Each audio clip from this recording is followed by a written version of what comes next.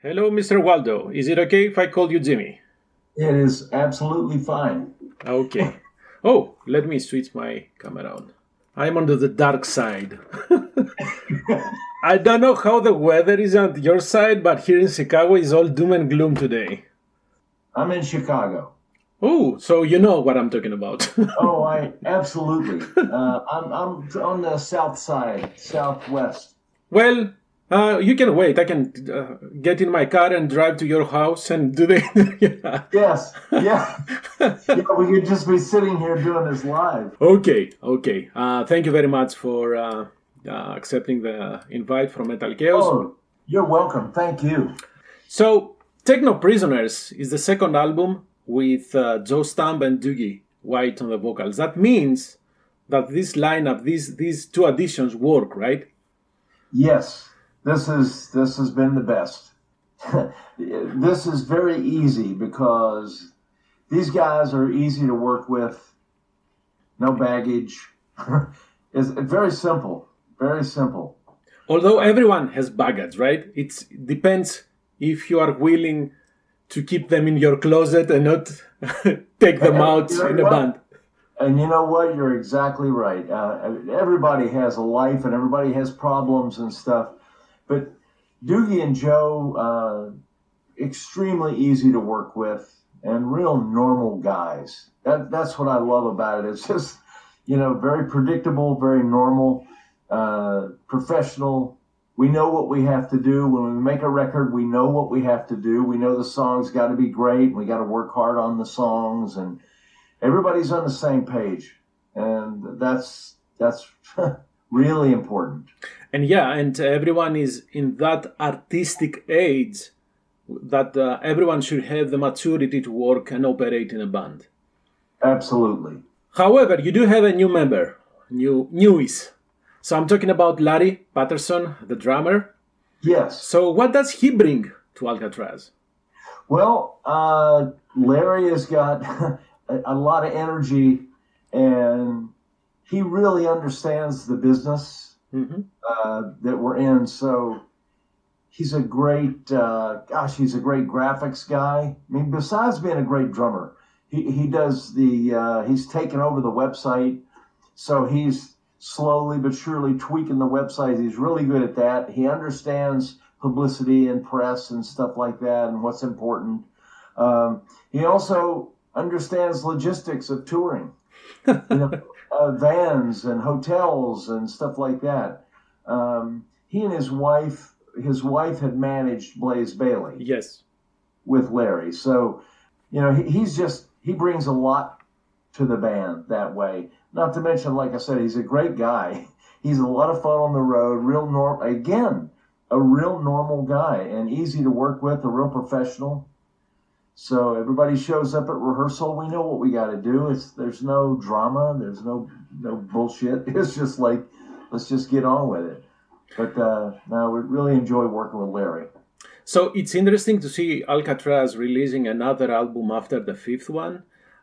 Did the fact that you guys got a chance to tour and play live help at any way in the songwriting, in producing new music in quite a fast, let's say, a short time period, let's say? Yes, because we did five, the first album V, and then we toured quite a bit, and we could see what songs work and what don't. Not even necessarily an Alcatrazz song. It might be a Michael Schenker song that we're doing that Doogie wrote. Right. Like Vigilante Man, for instance. We play that live, and that kills them. People love that song, and it's the groove. That it's just got that relentless, great groove. And so when we were writing for this record, we thought about Vigilante Man. We said, oh man, we gotta have something like that does what Vigilante Man does to the crowd. So yeah, touring really helps. Of course. You kind of got to have that. Otherwise, it's just a project. It's just like a bunch of guys getting together. Like, okay, we'll write some songs and make a record and throw that against the wall and see what happens. That's not what this is. Yeah, and especially this type of music, it has to be played live. Yeah. That's Oh, that's where you get the power from that energy. absolutely. I'm not really. I mean, making a record is not my favorite thing to do, and I've co-produced the last couple of records, but that's really not my favorite thing to do. I prefer playing live.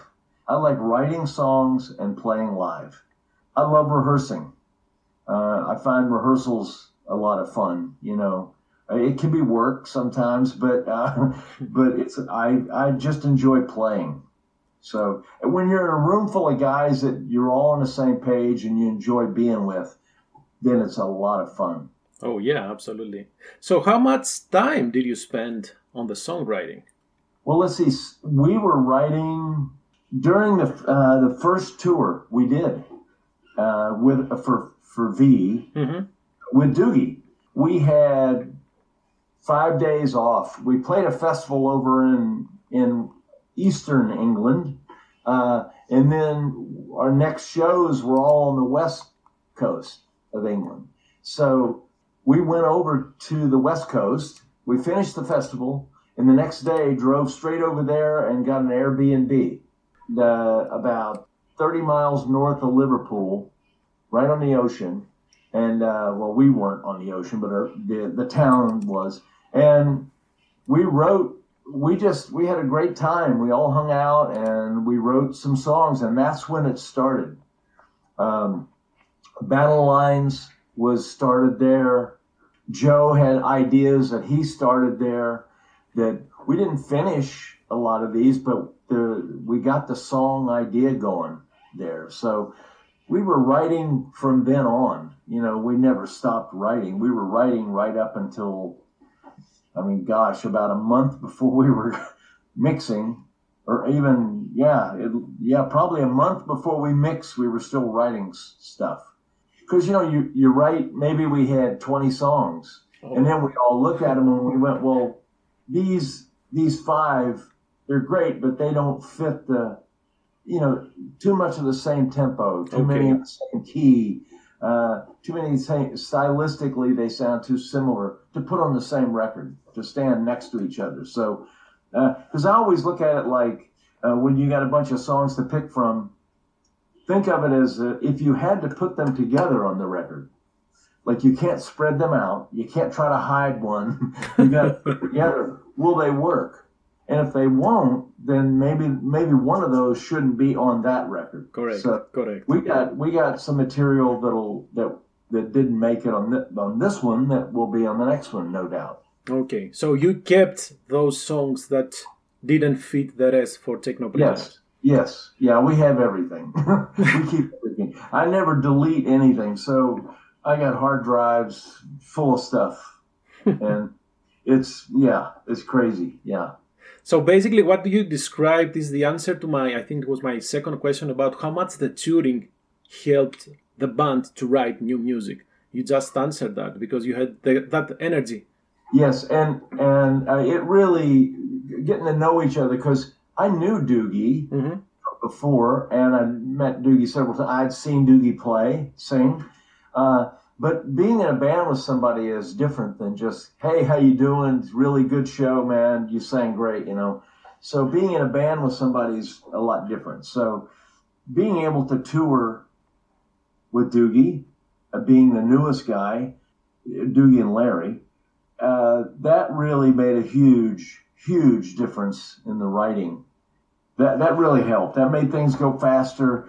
And Doogie then knew what we were all about as people, because it really starts with the people thing.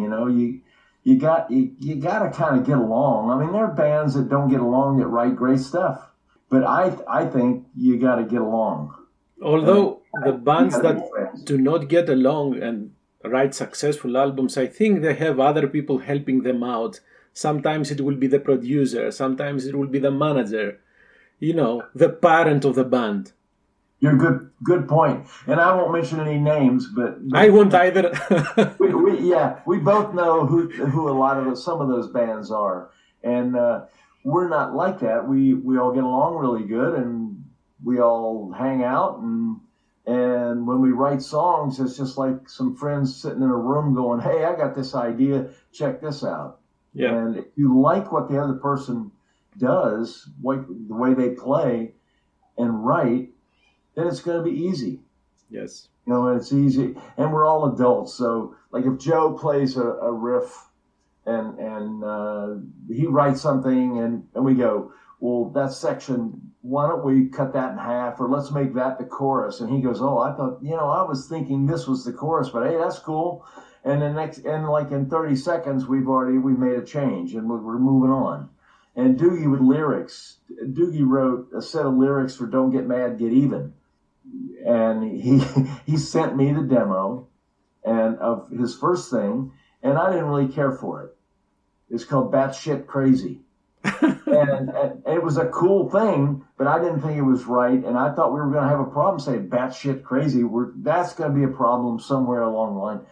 So I just said, we said to Doogie, I'm not crazy about that one. He goes, yeah, okay. And 2 days later, he had Don't Get Mad, Get Even. That sounds very, very catchy. And this is the one that you had at girls' school, right? Yes. Yeah. We were friends with them, and we had toured with them and stuff. So we thought, after we'd written the song and the vocals were done, and we all said, oh man, girls' school singing that. Don't get mad, get even. And it was killer. And we did it. We were on tour in Europe. And we had to finish the record. So I carry a mic with me. Okay. I always take my recording rig is with me. It's just a laptop. And that's my live rig is in that and everything. So we were in a hotel room in France, middle of the afternoon, and the girls came in. The four of them, one of them held a 58 and SM58, and I put the track on. We had a little teeny speaker that they could hear it. There were no headphones. We played it live, and they sang. Took about 20 minutes, and they were done. They finished, and we go, well, where are we going to dinner? Where are we going to dinner? So then, it was just that easy, and they just killed it. I said, just sing it top to bottom. Just sing every chord. I'm going to let it run. I'm not going to fly this in. I'm not going to cut and edit. We're going to take live performance. And they did. I just hit play and record, and they went and they sang. Hearing you describing this, how do you record this, makes me sound a little bit silly because I was about to ask, well, what was their input on the song? But you answered that perfectly. Oh, well, okay. That's because... we cut stuff, not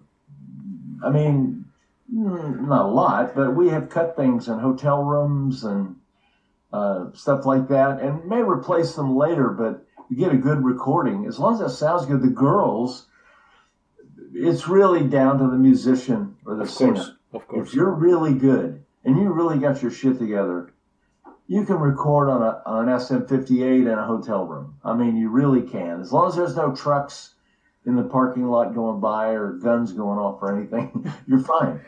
Yeah, I carry that mic with me because our gear, Doogie's microphone, everything is packed away in the van. Yeah.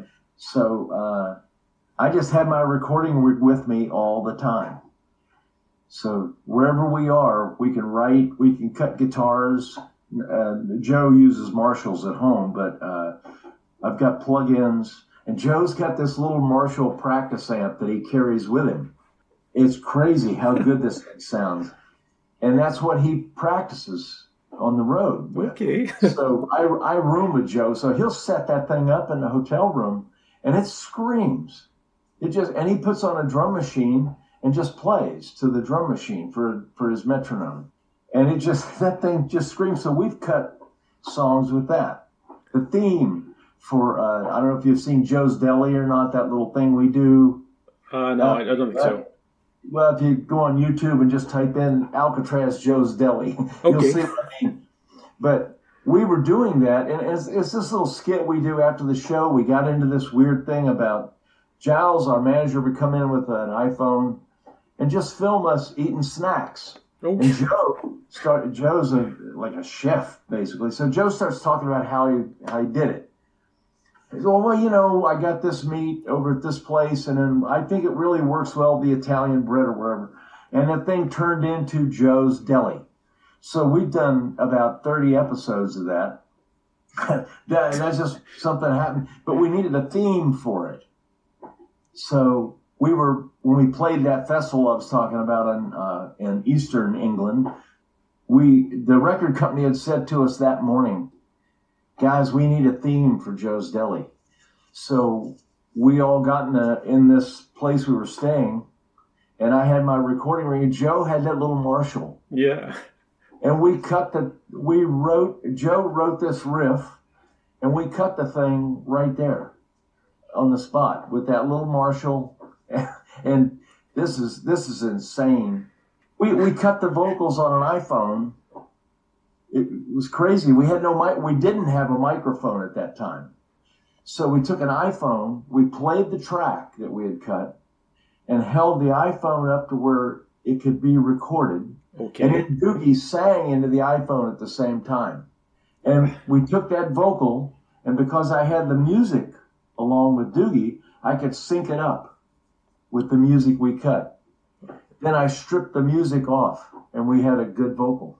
How did you manage the different channels? Because you had the music playing, you had the iPhone microphone. Didn't it cut the music? Yes, and then Doogie was singing at the same time. How did you strip the music from that, man?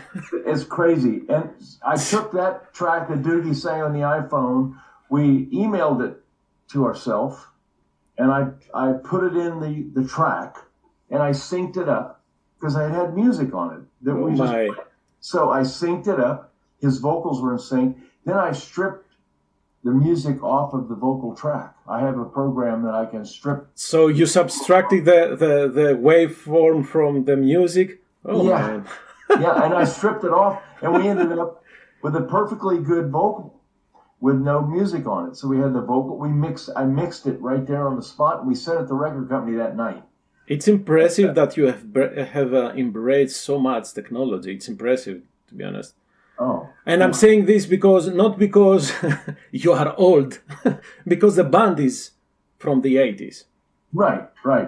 And you always hear from people of the same musicians' age, right? Saying that it's tough to get into the new technology, but apparently if there is a will, there is a way. I got into it at the beginning, before Pro Tools, before any of that stuff. Okay. I had a thing called a Sinclair and a direct-to-disc, very expensive digital system. So I got into it computers, gosh, I don't know, back when computers first started doing music. Okay. There were programs. I got into it early, and I embraced it, and I loved it. So I thought it was the coolest thing and fast, and it sounded good. So to me, it sounded good. It was all about the songs and the performance. People talk about digital and analog and all this stuff. None of that matters if the singer's good or the players, the songs are good, and you record it properly. It doesn't matter what you do it on. Although I don't want to get into that, the only objection I have with a digital producing or anything recording is that sometimes you get to hear a band on the record and then you get to hear them live and there is nothing to do. There is no relationship between those two. And to be honest, that's not just digital. That used to happen in the old days when we recorded on tape. Bands would go in the studio and do hundreds of tracks, and 14 guitars, and it sounded like a choir. And they can't do that live. They can't perform what they recorded in the studio. And I'm guilty. And the band I had years ago, we did that. Okay. The band New England. We recorded we had so much fun in the studio, and then we went into rehearsal and we went, oh my God, how are we going to do this live? So, yeah. But again, that happens with tape or digital. But it's easier digital, right? Oh, it's really easy with digital. You sit in front of a computer and you go, it'd really be cool if I did another keyboard part there. And I've done it. I've done now how am I going to play that live? So this record, Take No Prisoners, I really thought about that quite a bit. Mm-hmm. So we were pretty careful about not recording stuff that we can't reproduce live. Right. And Doogie doesn't do choirs of background vocals that can't be reproduced and stuff like that. There's a spot here or there on the record, but basically I want to be able to play all the keyboards parts. Absolutely. And so we did. And it makes it so much easier, too. If you can get that sounding, make that kick ass and sound good without doing tons of overdubs, mm-hmm. then that's really, in my opinion, that's the best way. That really makes the song stand out. It's not covered in production. It's just like the song's good or the song isn't good. Correct. You know. So did you do the production?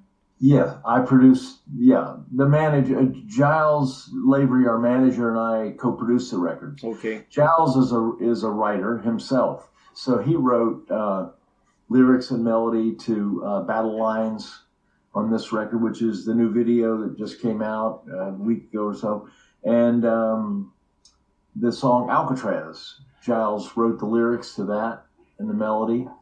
Doogie wrote everything else. Yeah, Giles is a good writer, but he's not a player. Yeah. So he'll just come to me or Joe with an idea, and he'll just make sounds and noises that he thinks the guitar part should be da da da da da da da, and we interpret that. And it's a really cool way of working. It really works. Giles is a singer, right? Giles is a singer. Right. I think I've seen him with Warlord very good live. Singer. I think I've seen him with Warlord. Yes. Mm-hmm. Yes. You mentioned Battle Lines, and you said that Giles wrote the lyrics. Although, to be honest, because the lyrics talk about the World War II, and I thought that Larry had something to do, because he is also an author, and he has written books about World War II. Larry, Giles would get stuck on an idea. Mm-hmm. Like, is this... Giles is pretty knowledgeable about that stuff. But there were a couple of things, and I love World War II. I'm really into the history as well, submarines and airplanes. And so when Larry got in the band, it was kind of funny because I freaked out. I was like, oh my God, this is really great.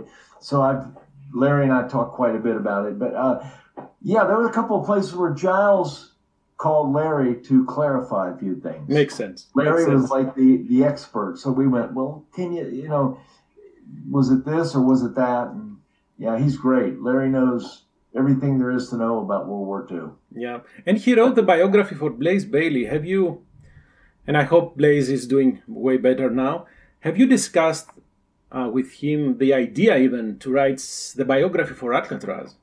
We haven't, but I've thought about it. Mm-hmm. And we haven't really gotten into it at all yet. But it's a good idea. And I've had it in the back of my head. I thought, why wouldn't it be cool to write a book about it? Of course. Yeah, I thought that would be pretty cool. It's been 40 years, so I go, okay, that's legit. I think we can do that now. And Larry would be the perfect choice because he did the book about Blaze. Mm-hmm. Blaze came up and sang with us in England. Oh, really? Yeah, it was really cool. Really cool. He spent the evening with us, and we had something to eat, and he came up and sang on a couple songs. It was fun. Such a great person. Blaze is such a great person. Yeah, I really like the guy. I've always liked his voice, and I've seen him live only once, but his records I loved, and I saw him we played a festival with him in England, oh gosh, about 4 years ago, and I'd never seen him live. So our Giles, our manager, was a big Blaze Bayley fan. So Giles said, "Oh man, got to check out Blaze." So after we finished playing, I came and checked, and I just he was fantastic. He's. Speaking of playing live, what are the plans for Alcatrazz? We definitely got a lot of stuff cooking. We want to tour America. Mm-hmm. We will come back to Europe. We've got a festival in a couple of gigs in France in August, and we're going to South America in September. Okay. late August, September. So that's what we're doing right now. We're all writing right now. I mean, this record's not even out yet, but we're all starting to write. Have you ever stopped? You know what? You never do, really. You get lulls where maybe you're not writing as much, but I've always got ideas, and I just put it in record and put the idea down, and then I save it, and I may come back to it a year later and hear it and go, "Wow, what was I thinking? That's terrible." or "Hey, that's cool. I like that part. Get rid of the rest, but I like that part." So, yeah, always writing. You're right. So we will see Alcatrazz in Chicago live. We want to tour America. There are some plans being talked about. For this year? For this year, 2023, right? Yes. Okay, good. So that's what we're trying. And we got some ideas, and it's been put in the works. We'll just see. I don't know. Yeah. But we definitely play Chicago. We'd played here before with the Grand Bonnet Band, but Alcatrazz hasn't played here. I'm really hoping we do. It'd be really cool to sleep at home. Yeah. Stay at home one night. That'd be kind of cool. I haven't done that, and I don't think I've ever done that, actually. This band, we tour mostly in Europe and the UK. Yes. So much that at some point I was mistakenly thinking that Alcatrazz is a UK band, to be honest. Well, and Larry is from the UK, and Doogie obviously is from the UK. So it's almost half and half. Jimmy, thank you very much for your time. I wish you the best when you start touring. And I love the album. That's all about it, I have to say. Thank you so much. I really appreciate your time. Bye-bye.